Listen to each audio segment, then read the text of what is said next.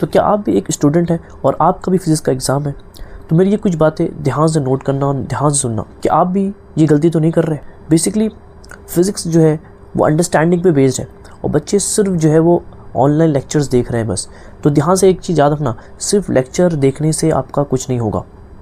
बच्चे जो है मैक्सिमम देख रहा हूँ कि यूट्यूब पे जो है वो बड़े बड़े लेक्चर्स देख रहे हैं 6 घंटे के 7 घंटे के।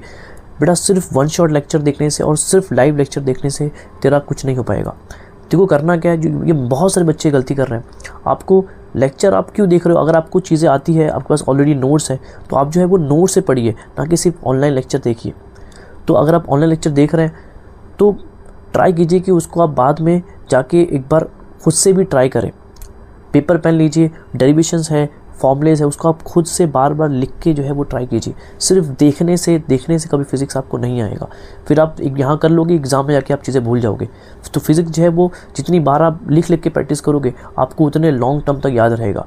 तो सिर्फ लेक्चर नहीं देखना है ऑनलाइन, आपको ट्राई करना है कि आपको बार बार कॉपी पेन पर लिख के चीज़ें जो है वो डेरिवेशंस है वो बार बार लिख के प्रैक्टिस करना है। फॉर्मूले है वो उसका आपका फॉर्मूला शीट होना चाहिए, उस फॉर्मूले को बार बार रिवाइज़ करना है, उसको बार बार जो है आपको पढ़ना है। सिर्फ देखने से नहीं होगा। ये मेजर बच्चे जो है वो गलती करते हैं और बाद में एग्ज़ाम में आके सब चीज़ें भूल जाते हैं।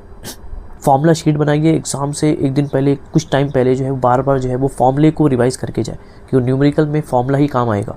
सही है, तो बार बार जो है वो फॉर्मूला याद करना है, उसकी शीट बना के रखो ताकि आपको लॉन्ग एग्ज़ाम तक आपको जो है वो याद रहे।